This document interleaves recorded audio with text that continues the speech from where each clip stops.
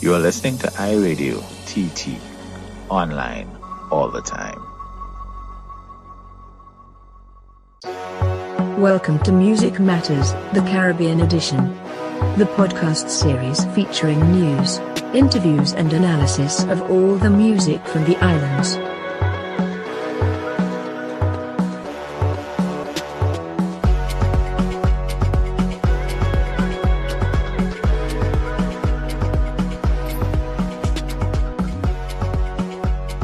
Welcome, ladies and gentlemen, to Music Matters, the Caribbean edition. I am Laura Dorridge Phillips. And I am Nigel Campbell. And once again, we're talking about the business of music here in the Caribbean. Yes, we are, Nigel. And we have a really great topic tonight. We have a really great guest with us. I think so. I think Yes. so. I think it's important as we expand out into the Caribbean, beyond Trinidad, that we understand what's happening in the music business in the region. And I think our guest tonight is highly qualified. He's written a book. He has his own website, his own certifications. Demand. Ladies and gentlemen, Donovan Watkins. Hello, Donovan. Hi. How you doing? Laura and Nigel, nice to meet you and nice to be on your show. Thank you very much for being here. Nice to connect with you, Donovan. And for those who are not, Nigel said he's everything. Donovan is a podcaster. He has his own podcast, World Music Business, is it? World Music Views. Yes. And you have your own entertainment website. You're a cultural activist, entrepreneur. Donovan, you've done so much and continue to do so much. Tell us a little bit about yourself. How did you land here? How did you get into entertainment? What drives you? Why is this your passion? So we have two websites, worldmusicviews.com, which is about the music and music business of the Caribbean and all over the world. And we cover Afro-pop, Afro-beats, dancehall, reggae, Latin music, and MENA music, which is the music from the Middle East and North Africa. No soca? I know what to ask. I don't understand what's happening here. We cover Trinidad. Got you. Which is the new wave coming out of your country. Yes. We cover soca when it collides with these genres that we just mentioned. And we try to stick to the niche that we focus on. We'll focus on the business of music in the Caribbean, which I guess that encompasses soca as well. Because we're about developing and whatever's put in place. If soca is streaming, it's streaming. If any song streaming, it's streaming. But World Music Views cover those genres particularly. And dancehallreport.com covers dancehall music in particular from the region and elsewhere. Because, dancehall is everywhere now, not just in Jamaica. Mm-hmm. As for me, you asked about my background. So I started in the entertainment business as a drama teacher, where I studied at the Edna Manley College of the Visual and Performing Arts. I studied theater, I studied drama. I taught for 10 years. Simultaneously, I was doing movies. I was doing TV shows, the ITM Fancy Cat show. If you guys know about that in Jamaica, no. I did 6 seasons of the ITM Fancy Cat show. And that was a popular TV show on Jamaican TV. I managed comedians who were also part of that show. And we got some success from that where we signed to Flow. I don't know if Flow is in Trinidad. Yes. Yes, it is. Yes. So we signed to Lime, which I think they got the name Lime from Trinidad. Yes. Yes.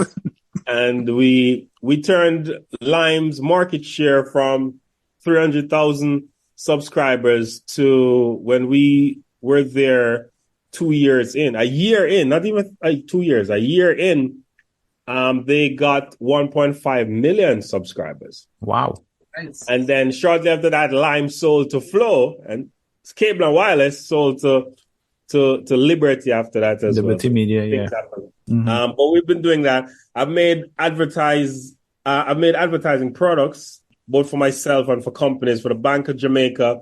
I don't know if you've seen the inflation targeting ads with Taurus Riley and Denique, and I produced and direct and wrote in many instances those ads, which were featured in over 25 publications because I merged I merged the culture with the topic, which is inflation, which is an otherwise boring topic. But when you put Taurus Riley on it singing, all the high prices that mean me and go back where they came from. All the high prices that mean me harm.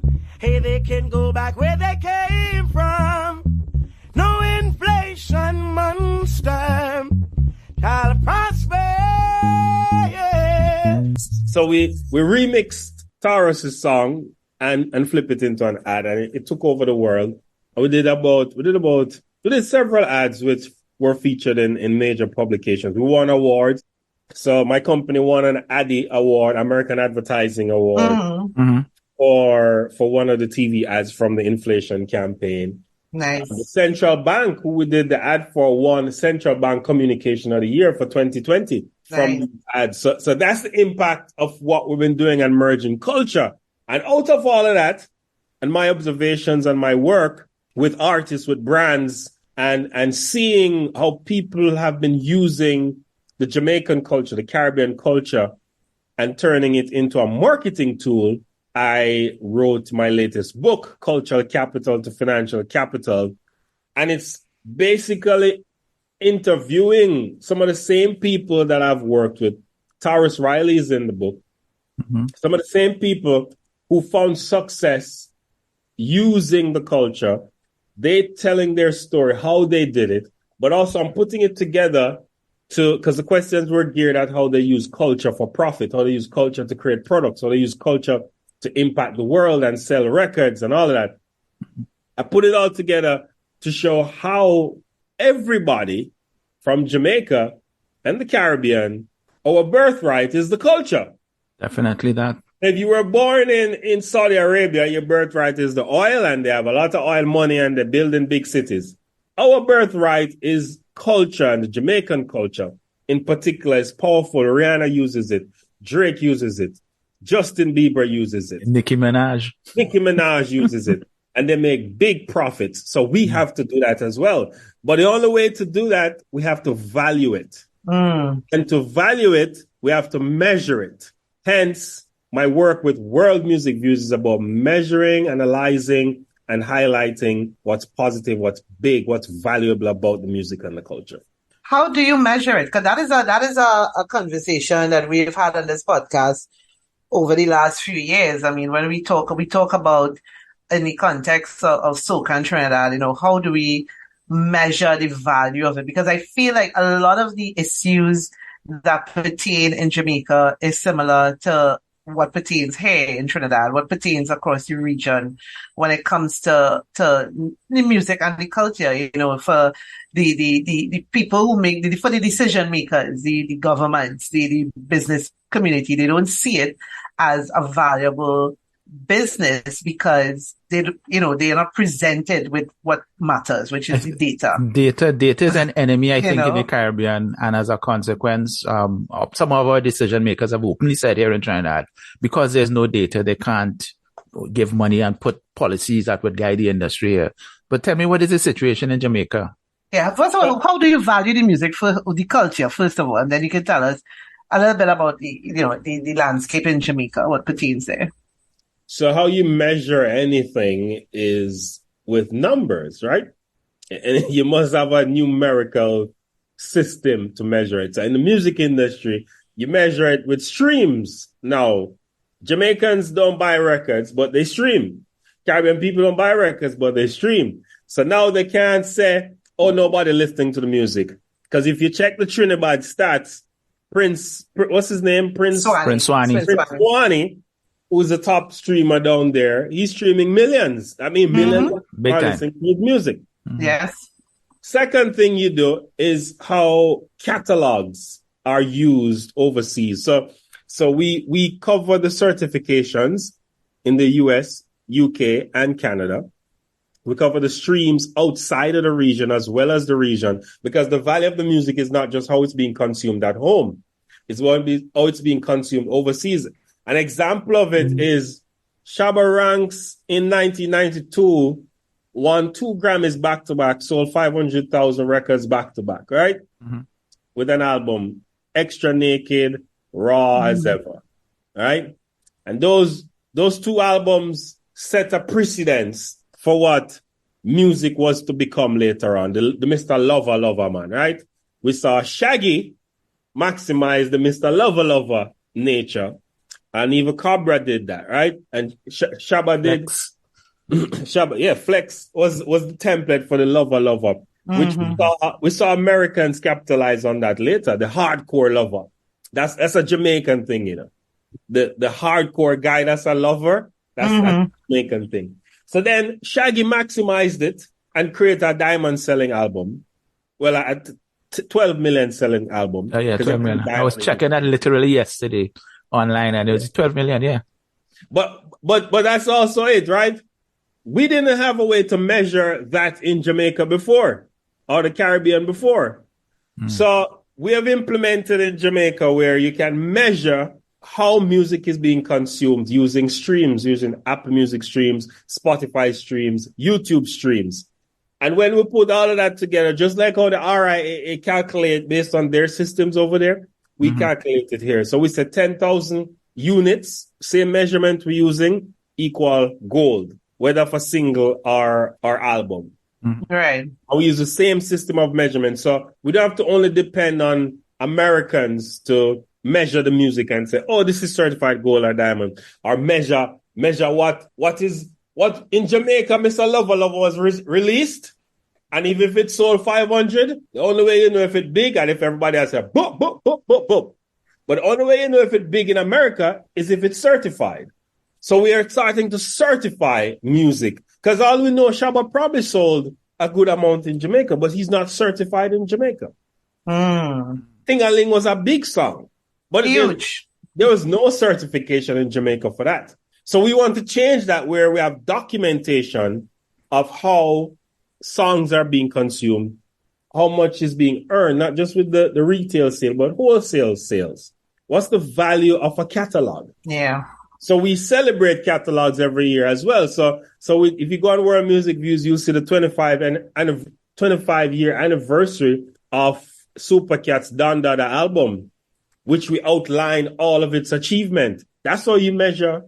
That's how you show culture. And that's how you show what the impact of culture has been. Don Dada was an album that changed hip-hop. Biggie Smalls wanted to be like Supercat and hung out with Supercat and did a remix. And that changed the trajectory of how hip-hop went. But because hip-hop landed in a musical system called the music industry in America, it was able to flourish.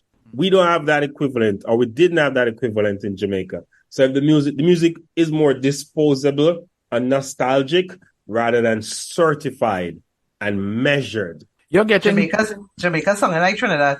In that regard. I want to ask you something, Donovan. You're getting tie-in from like the Jamaican Reggae Association and the Music Association, because what you're identifying here is that the artists themselves have to recognize that they have a catalog that is valuable. You're getting the analytics, as we said, from the streaming, from the DSPs. But are the artists, is Supercat, is Shabba, is Buju, are they on board with you on this? Or are you just doing this by just going and getting the analytics out there and just compiling it and presenting facts? This has streamed 1 million times. This has streamed 50 million times. So World Music Views, I just took it off TV. World Music Views was on TV for the last 4 years. We just took it off TV like a week ago because we're going fully digital with it. Because you don't see the RIAA on TV. It's online. And the Music Canada is online. IFPI is online. Brit Certified is online. So we're putting that online. We don't need artists to buy in to measure the music. Artists do what artists do. We do what we do. Because artists won't influence what gets measured. The only thing that will influence it is the accurate data. You understand? No, it's in the interest of the artist. It's in the interest of the artist to find his data wherever it's available. It's in his interest to go and research. It's in his team's interest. If he wants to know, Skillibeng, for example, has one Hot 100 hit, right?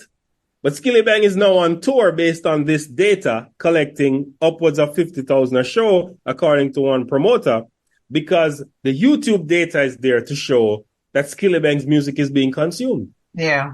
So a promoter will have to step up his game because him can show and be like, yo, I've been number one in Jamaica for this and this and this time. Before, it was all about vibes. A man getting 50,000 a show in Jamaica was unheard of. Bounty Killer at his height was probably getting that. Skillibeng is just starting out. You understand? So data is bringing more value to the artist, more value to the industry. And I do know a lot of the artists, and I do see them, and I do interview them, and they do come on my show, but I don't necessarily, World Music Views, World Music Views and the team and the body and the committee and the board, we don't need the artists to certify. It's we who certify the artists. Now, if an artist want to endorse, which, as I said, we have relationships with the artists, they like what's going on. I see them all the time. They endorse it. They big it up. The World Music Views was on primetime TV, so they all saw me. Plus, I work with a lot of them, as I said. They will endorse because they see it as something that was necessary. But when you're measuring music, and if we should come to Trinidad, it's not like we're going to come and say, let's meet up with this artist so that we can start measuring. No, the data is there. It's just about putting it together. Collating it and compiling it and analyzing it. Yeah. And analyzing it and putting it out there just like the RIAA does, Music Canada does. All these countries, Germany, Netherlands, every country does it. Brazil does it. Jamaica, we're the only people that was left behind from measuring music in Bob Marley country. Can you imagine that? Yeah. Now, Donovan, I know you said you work with World Music Views, works with certain genres of music. Is this something that you plan to expand beyond Jamaica? So it's into other countries in the Caribbean. So it's called World Music Views, right? So the important music of the Caribbean, meaning the music that rises to the top. We cover all of that, music and artists. And it sometimes reach out to St. Vincent because Rock City is one group that we cover. Well, you have other groups that do like big songs. But a lot of artists, even from Jamaica here, they don't have the data. They don't, it's not about a country. The certification is about a country, but World Music Views does cover anything that impacts the Jamaican Caribbean culture. Do you use a tool? Sorry. So that's why I asked, because so you didn't mention soca in the beginning, but soca is done, literally produced and played throughout the Caribbean. Probably with the exception of Jamaica, but almost every island in the Caribbean produces soca, has their own subgenre of soca. It's huge because, you have a carnival literally in every island in the diaspora. Just not just about soca. That's why I asked that question. If there's something you plan to do beyond outside of Jamaica within the rest of the region. We could, right? It's possible. It's very much possible. Currently we don't. Currently we focus on these genres, but it's not impossible. Okay. Sounds like a plan. I was just wondering about the tools that you use because, there's this, of course, the app Chartmetric, which actually does its aggregation of data and analytics from all the streamings as well as socials to kind of rank where artists are in terms of the real world popularity as well as what's doing. What tools do you use to do these measurements, or is it just you have accounts with Apple Music and Google Music and not Google Music, sorry, Amazon Music and Spotify? Do you have any specific tools that you use to do your measurements? So one of the main tools we use every week, if you go on the World Music Views, is we get our data from Luminate. Luminate, yes. That used to be so we get our data directly from Luminate. Those are the people that do the Billboard charts, correct, yes. Yes. We also get our data from YouTube Insights. We get our data from Apple Music as well. And we get our data from Spotify, directly from Spotify people. Okay. And of course, you identify which particular artist you're interested in. As you said, you're covering specific genres. So you may cover Prince Wani, but you may not cover Machel Montano. Am I correct in that?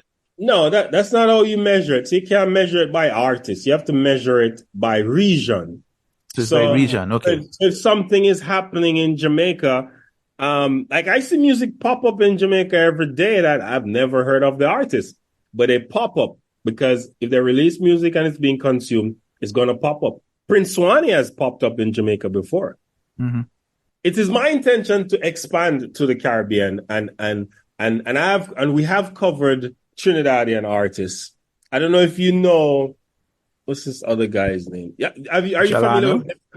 Huh? Jelano? Yeah. There are several of them from Trinidad who they have the same Jamaican swagger. So it's not a Jamaica versus Trinidad thing or Jamaica versus any country thing. It's about how the music is being consumed. If it has an impact, it's gonna get covered. Yeah. But it's important that we keep the integrity of it where we showcase the best of the best. Mm. And if something is of high data consumption, we're gonna cover it. They're gonna cover it. We're gonna be the first. World Music Views is gonna be the place that you see it first. Because we know. Once it happens, we know. I find it interesting because I actually had a conversation with a promoter today, somebody who was putting on a big reggae show in a couple of weeks.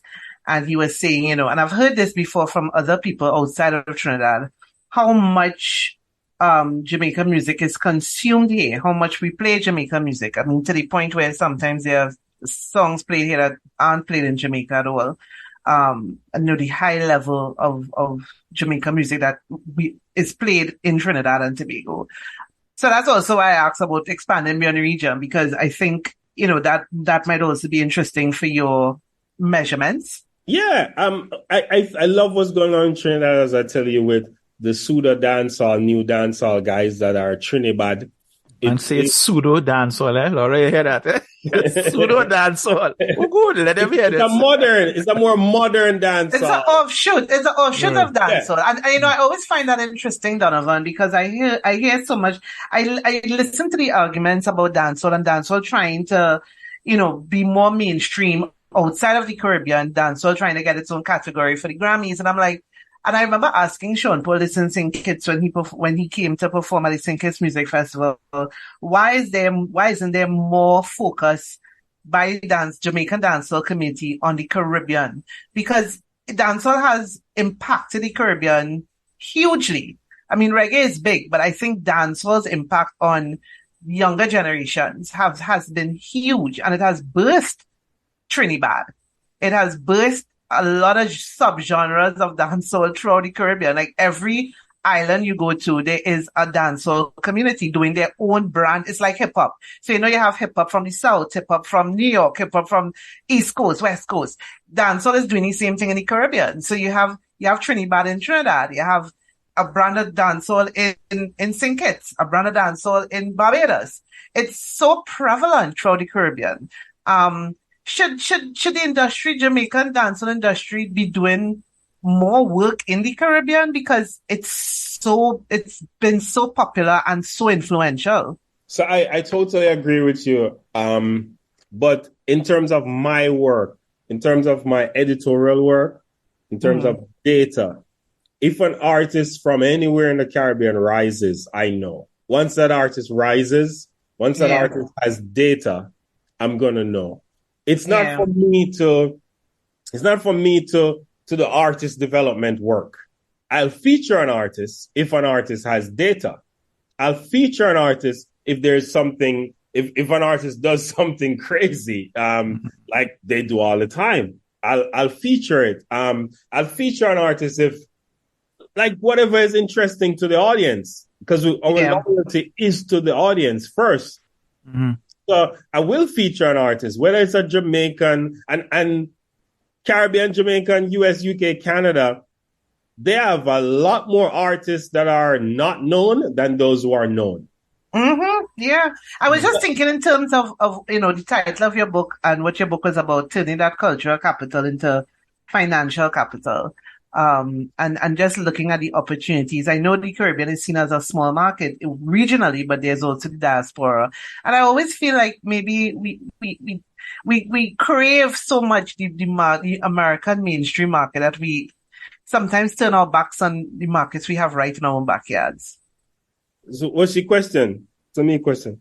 No, I was just saying that in the context of what I said just now about dancehall and its popularity in the Caribbean and how Jamaican dancehall artists could probably derive some benefit off of that. Thinking about your book in terms of cultural capital to financial capital, not necessarily work that you do in data, but what you are encouraging artists and creatives to look at. Well, yeah, cultural capital is about using who you are to impact the world. Whether you're from Jamaica, the Caribbean, US, UK, Canada, Switzerland, wherever you are, there's something that you were born with, the way you talk, the way you walk, who you are, that has within it the ability to be developed into genius level talent, right? And not just for music, but if you're a chef, it's a particular way Caribbean people cook. The gastronomy industry is big and it's built on the lady that can cook the oxtail and she cooking curry goat and the patty people and all that, right? It's a culture. It's just a way of life of how we do it. But it doesn't make us special until we're able to execute. My book is about step by step showing how with this cultural capital that you have, you can turn it into financial capital. It's very specific. It deals with reggae and dancehall. This particular edition deals with reggae and dancehall. But make no mistake, it's about executing. Because if you don't set up a business, which I highlight in the book, if you don't have a brand, if you don't own your intellectual property, if you don't find the people who can help you to connect the dots, you will not move from the cultural capital to the financial capital. You probably won't even realize the cultural capital. So it's about organizing yourself in a business-like way, but also being an artist and an entrepreneur and finding and using systems that are used by businessmen and women to adopt it to this genius level talent that's in you and create stuff and make sure you own every percentage that you can own of it. Don't give it away like the predecessors did. I mentioned Shabba Ranks, Super Cat. Robert Livingston, who produced Don Dada, told me that Sony Records owned the masters for Don Dada. It's almost 30 years ago. They owned the masters for that. Sean Paul told me that VP Records and Atlantic owned all his masters for his hit songs. Give Me the Light on all these songs. Yeah, isn't VP in trouble? Well, not so much in trouble. Isn't everybody suing VP now? But hold on. Before we get the idea that you can own your intellectual property and pursue excellence was not part of the narrative before for artists. So students just to give away their work. I hear you. Go ahead. So my book broke it down using the examples of Sean Paul who talked about it, Shaggy who talked about it, several persons who talked about it, and how their lessons can be assets for new artists coming up. Because if that doesn't happen, we're going to continue to give away our cultural capital instead of turning it into financial capital. And that's what the book is really about. Or sell it for cents. We've had this kind of, in the last few years, a number of persons are coming into the country and reissuing catalogs songs that came out in the 1970s, kind of island pop and older music and thing. And I've been inside of some of these deals and thing. I've been told some of the artists, the money is too little bit. But the artists take the money, a couple $100 US, and the people, they say they repackage it, and then they own the master and the copyright and the publishing right. And they could then insert it into films and collect all those royalties. So that you're quite right. People did not know that 30 years ago, but certainly they've been entrepreneurs and interlopers, I'll call them. And that to me is ripped us off. Important. That to me is more important than even just being an artist, right? So everybody want to be an artist. Everywhere you say, St. Lucia have one, Trinidad have one, Barbados have one, Jamaica have one, everybody, every corner have an artist. But what are you going to do with being an artist? Because it's the business is easy to enter, but it's hard to stay. And make a profit. I hear you. It's difficult. I see artists come every week, and in a couple months, we never remember them. We're going to the next one. So if and it's there, like every artist could have a long career, but it takes a certain level of focus, discipline, and business sense to make it work. It also takes a level of infrastructure. Donovan, does Jamaica have infrastructure support from the government, a framework, copyright laws, those kinds of things that would enable these artists to do what you're recommending? Artists don't need government. Government need artists. What artists need is freedom. Artists need to not be restricted. Because artists, Bob Marley came under, think about reggae music. It started in a place named Bakawal, downtown Kingston, where the government pushed away the Rasta people and built slums down there, right? Mm-hmm. And out of that came reggae music, which is globally known. They didn't need no government to do them thing. Them just do them thing. But if the government is having laws that's preventing artists from expressing themselves, that's where you need government to move. But it's not that government have a responsibility. They just need to not oppress the artists, not censor the artists, not cause this. There's this thing in Jamaica called the Noise Abatement Act that doesn't allow music past a certain hour in Jamaica. We have that in Trinidad too. But street dances is one of the cultural phenomena. Sound systems is one of the cultural phenomena that developed the music. Buju Banton, Supercat, all of these guys, Shabba, all of these guys that developed dancehall, developed it with sound system culture. Now, the sound system can't play. You can't have guys performing at that level because there's nowhere to practice. So that's one of the reasons why even a lot of kids are doing music and they sound well in the studio, but when they go on stage, they're lost. They're lost. Oh yes, that's quite true. That development that the early players got on a sound system where you literally get boo if you can't perform. You have a mic and you miss a beat. You might perform good enough, but miss a beat on how you're delivering, and you might get Olipa Buckler and Shandy Buckler is the cause at the time. Yeah. Now, these kids don't know about Shandy Buckler and all that. Them go on and lip sync. Yeah. And they must sing with stems and all that kind of stuff. Yes. Oh, Laura. Now, when I spoke about government, I mean, creativity happens. It doesn't need a government to happen. It happens. But I meant in terms of provide, because I strongly believe government's role is to provide a framework, laws, to provide enabling environment, an enabling environment, exactly, for creatives to thrive. I mean, they're going to create the art. Art will always be created, but in terms of offering grants, so making sure that there are proper laws in place, removing bottlenecks. Yeah, that's what I meant. So if you look at the marijuana industry, that was suppressed from me born for years, right? In prohibition time. And now they're loosening the prohibition. And that's because all of a sudden you have people in power that are elected by people like me and you who represent that thought. Yeah. Caribbean people vote in their conservative counterparts. And if you're too liberal in a Caribbean government, you're going to lose the election. And that is true. So one of the things that needs to change is who we elect, both from a local government to a high government space, because the government represent the people, whether you believe it or not. The government that a country have is the one they deserve. So if collectively people aren't thinking like that, what you have to do, either organize yourself and vote them, and nobody can do that. Oh, by the way, the same conservative people use dancehall to win elections. Right across the Caribbean.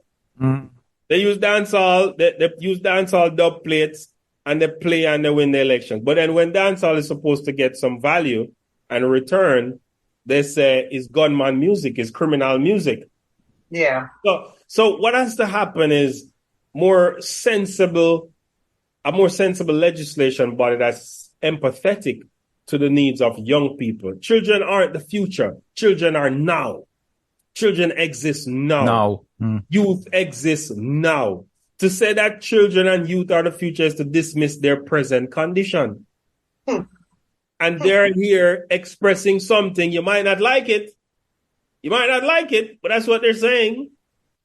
I like your attitude towards government intervention, because our government is our major player in our music industry, but they've kind of turned their back on us because they're not seeing the what's what they're looking for.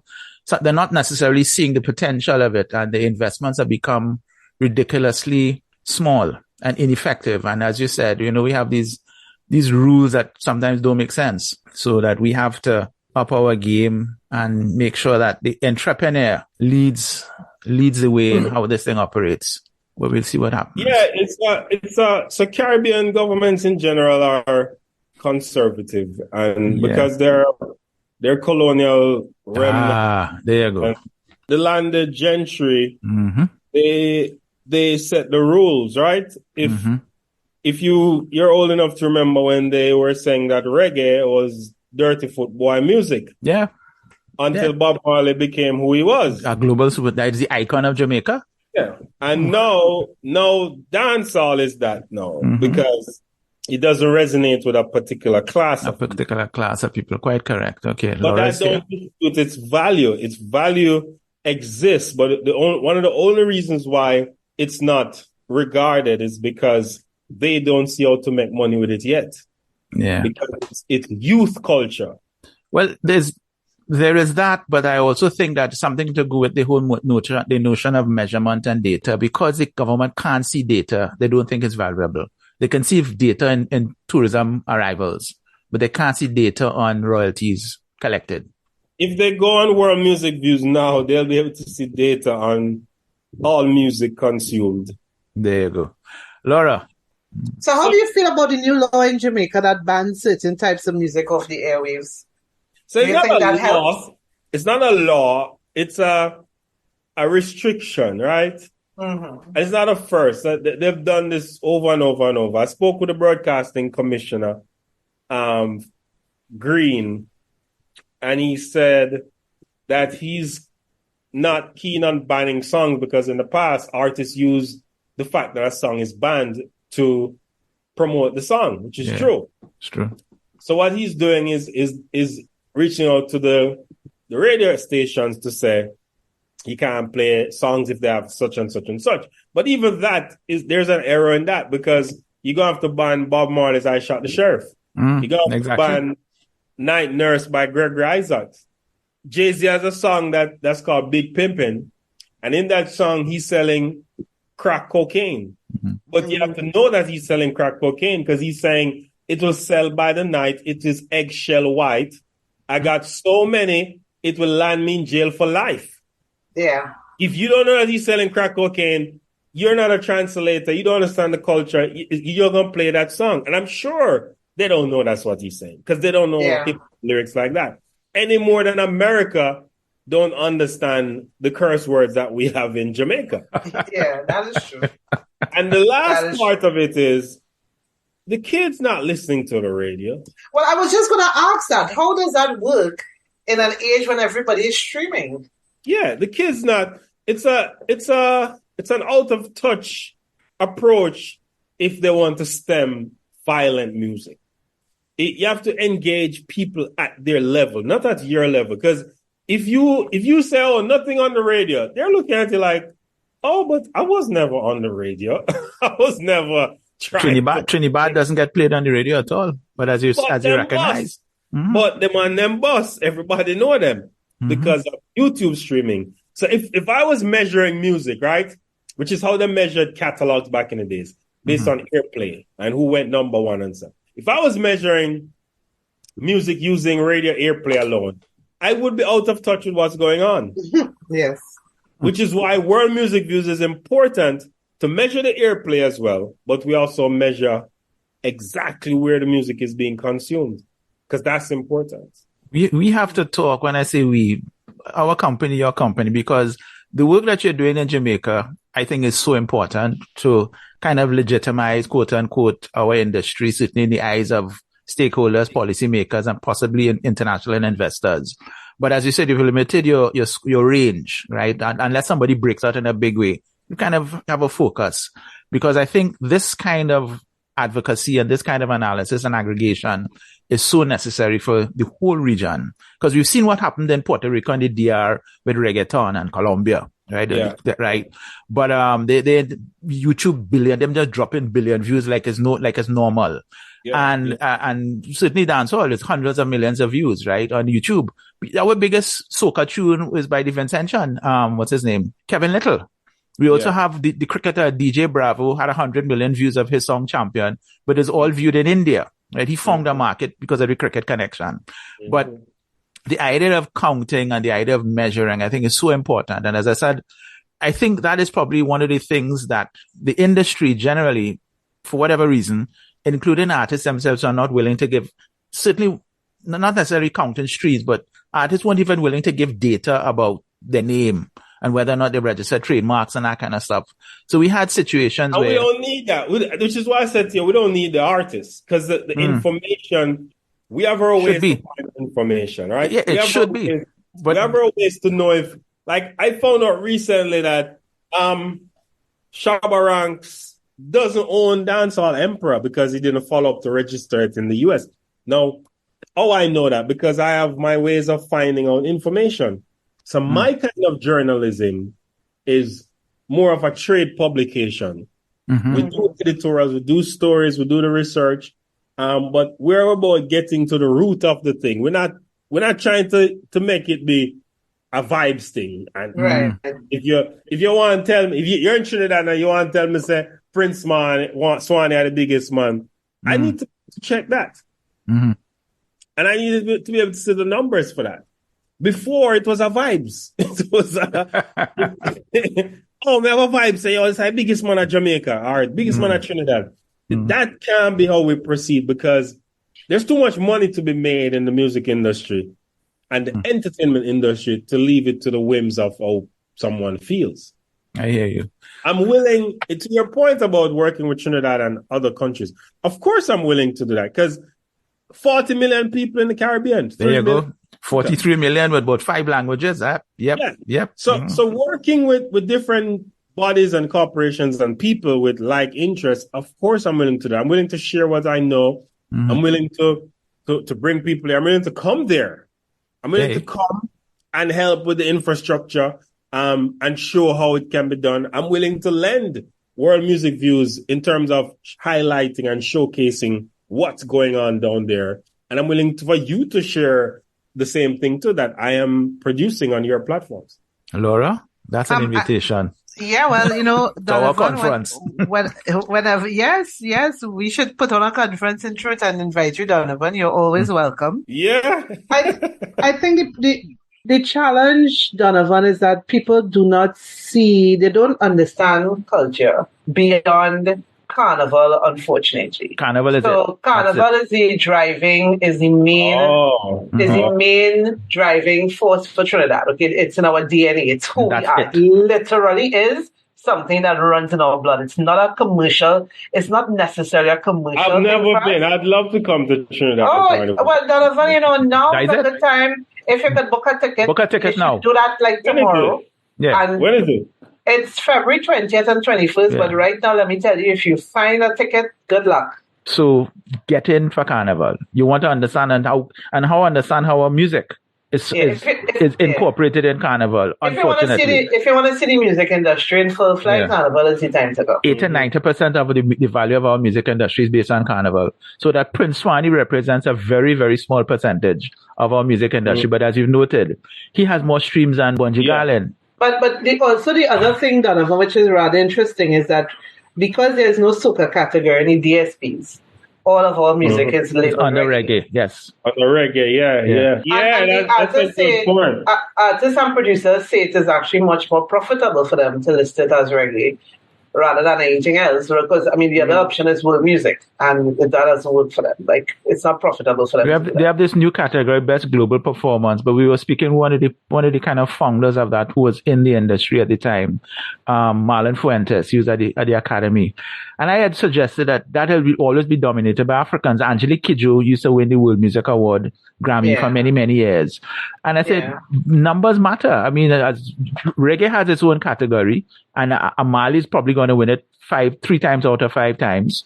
But unless you have a reggae artist or some artist who's selling the numbers of possibly Sean Paul, that kind of stuff, you kind of get locked out. And as you rightly said, the Grammys is really an American event.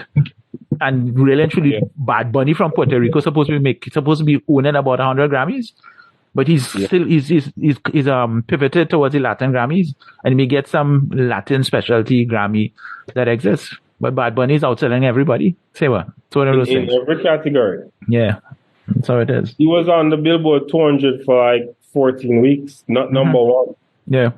I listened to your podcast with Harvey Mason Jr., the Grammy Award CEO, and in the interview you had asked him if he would be willing to, if they would consider hosting the awards somewhere else outside of America, because music is so globalized now. And it made me think of a suggestion that Red Plastic Bag from Barbados had, that he made on our podcast, about having our own awards in the Caribbean, whether it's an offshoot of the Grammys, like the Latin Grammys, or just having our own awards. What do you think of that? I mean, with thinking about, you doing the certification, if you ever reach the point where, artists around the region could say, well, my single or my album, is certified XYZ. What do you think about the idea of having our own awards in the Caribbean? So if you go on World Music Views now and go to the top tab, you'll see World Music WMV Awards 2022. We have an awards that will be strictly about streaming. And the rules are, I'm going to read them. The awards are based on digital streams and cultural impact throughout the year in Jamaica. The categories include, but are not limited to, reggae, dancehall, gospel, producers, executive producers, new artists of the year, music video of the year, most streamed video of the year, most streamed artists of the year. And the nominees are based on calculated streams from Tidal, YouTube, Apple Music, Spotify, Deezer, digital songs, radio, air, fashion, performance between 2021 and November 2022. So at the end of this month, December 1, those will be up. Now, we're not going to have a show. We're going to put this out in the same way as Spotify put out their 2001 recap. We're putting that out for the region, for Jamaica. We're starting with Jamaica. But in this conversation, you're actually getting inclined to do it for the Caribbean. Yes. Because it is important. It's part of the measurement. It's part of the marking the time. Yes. Right? In regarding Harvey Mason and the Grammys is a specific United States award show. It's not a Caribbean show. It's about music released in the US. In America, correct. Yeah. However, now, because of streaming, every music is released in the US. Yeah. Once it goes on Apple, Spotify, it goes in the US. Harvey has said, I don't know if you watch all of it, he said that he would consider bringing the Grammys to Jamaica. Yes. Because I prompted him to let him understand that the Grammys, even though it's a US award, it has a global impact. Mm-hmm. So that's where artists have to be too, even from Trinidad. Artists have to see themselves as global leaders, global artists. Because you're either a local artist or a global artist. But if you're a big artist, you have to see yourself global. Yeah. How can you fit into the global industry? There's a reason I didn't name it Jamaica Music Views. It's called World Music Views because I want to highlight first how music is being consumed in the world. But I have an interest in Jamaica music because that's where my expertise lies. I could talk about Jamaica music from now to next week. but I do have the Harvey Masons on. I have Ziggy Marley on. I have Sean Paul on. I have all Shaggy. I remember the Shaggy interview. Yeah. Marley. I have different people. I have people from 300 Entertainment on. And you can listen to his podcast. No, you know Nolan. Yeah, we know him. We had him on our podcast a couple of podcasts ago. Yeah. So getting that wide perspective in the ecosystem, I think, is important so that persons don't think of themselves as small or Yeah. functioning in this area. Yeah, you're functioning in this area, but you're also functioning in Netherlands. Yeah. You're functioning in the US, the UK. But as far as World Music Views Awards this year, we're going to do the awards for Jamaica because it doesn't have an award. And we're not going to wait and say, won't someone do it? No, Yeah. I don't function like that. If I see something that's necessary, I gather people together, organize them, and we're going to do it. Yeah, I like that. You're a true I music like that. business entrepreneur, but I have to give props on that one. You're a true music entrepreneur. You see a need, you fill it, you fix it, and get it done. That's how you do it. That's Because the who's damn thing. going to do it? There's no fear of anything or anyone. Well, if something is necessary, if I was selling mackerel, I would see who want mackerel, and I make a mackerel company and sell mackerel. So it's the same thing. I'm in this business. Any need I see, I just create products that are consumable. And also you're walking the talk, because you're not just preaching to people, you're walking the talk. Yeah, so I am a creator myself. I make music. I manage artists. I do understand the side of the artist and the side of the business. And I want that to be how we function, you know. They shouldn't look at the industry and say, I appear criminal in it or that, because I'm in it. Yeah. Everybody. They should see it as a valuable thing that bright people are a part of. I think we have some people have a sense of distrust of entrepreneurs and go-getters, which is unfortunate. But what I've gathered from our conversation this evening is that there's the Jamaican experience in terms of what you are doing.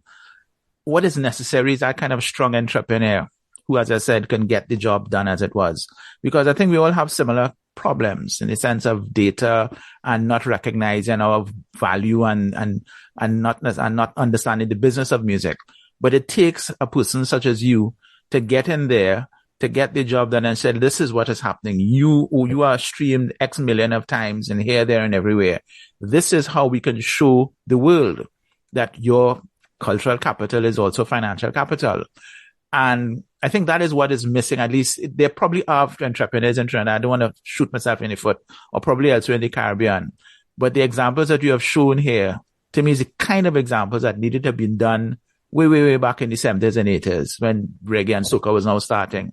Because as much as the Chins had done with VP Records and I guess Chris Blackwell before that in the 60s when he had with My Boy Lollipop and when he was in England helping Marley to begin, that lack of serious entrepreneurship and sustained entrepreneurship, and you're the entrepreneur for the digital generation, understanding that streaming is now the thing as opposed to making records and selling records and that kind of stuff.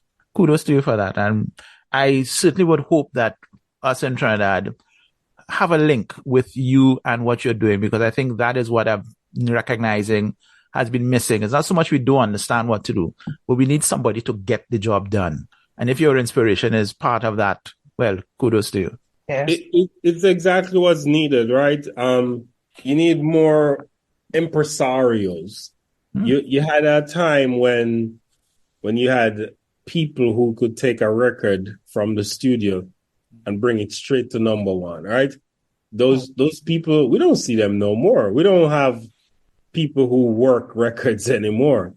From the business side, even radio, you're not having radio that is important, where you definitely have to get the song on that station, right? Because you lose that personality. You lose that person who would play a one song for 10 times for the day. You lose that person. So with the new systems that I'm championing, it's part of that impresario way of making music, of getting music, getting the value out of music then. And the system never existed. So I'm like, I'm going to create the system and I'm going to make the system work. And the system is going to measure and the system is going to be forever. Long after I'm gone, the system is going to be here and it's going to be something that is used for generations to come. I like your way of thinking. That's all I can say. Me too. I like the work that you're doing, Donovan. I think it's important.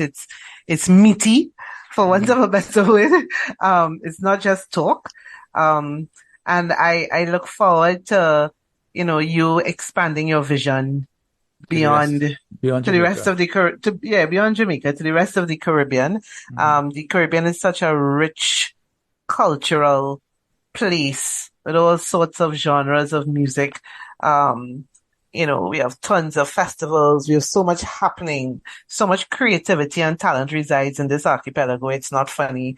And there's so many people who just want to be able to make a living off of what they do, what they're passionate about. So I look forward to, the future. I'd love to come, and this conversation is very rich. I'd love to continue it in person. I want to come. Invite me. You're invited. To the event, or just invite me. I'll come. I'll immerse myself in the culture. Well, our conversation tonight certainly has been enriching to me to understand that the idea of the business of music is not Music Matters, the Caribbean edition doesn't own it exclusively. World Music Views is part and parcel of this idea of getting the business of Caribbean music out there. But I think one of the things that you have shown me is the idea of what real entrepreneurship is in terms of that certification that you do with your records, your award system that you're handing out at the end of this month, I think in December 1. And I think that is so, so important. And that could be an inspiration for creatives throughout the region to understand that it's not just a matter where they could just wash your foot and jump in and sing a song in a studio and then they can't sing it live. But you also have to know how to make money out of it, because at the end of the day, business is a business. It's not a small money hustle. It's about making dollars and cents. So Donovan, all I can say tonight, thank you very, very much for this conversation. We definitely will be talking again, and certainly we're definitely going to invite you to Trinidad to have further conversations with our stakeholders here. And let's see if you could make Caribbean music bigger and bigger and bigger. All the best. Yes. I'd love to come give a keynote in front of Dr. Keith Rowley. Call names. That you guys need the entertainment industry to free up. Now, but I'd love to come and talk. I'd love to come and talk and have a good time. Not a problem. So that's it, Laura. Yes, again, a very enlightening conversation. Donovan is a real spark. I feel very energized by this conversation, and I absolutely love the work that you're doing, Donovan. Thank you, and thank you, listeners, for tuning in. Let's know your thoughts. Give us some feedback. You know where to find us. We're on Instagram. We're on Facebook. We have a YouTube channel, because now we have a new handle. Music Matters Caribbean, and on Twitter. So that we're going to continue doing this. And thank you very much, Donovan. Music Matters. One love. Yeah. This has been Music Matters, the Caribbean edition. I'm Nigel Campbell. And I'm Laura Dowridge Phillips. We'll catch you again another time. Bye-bye.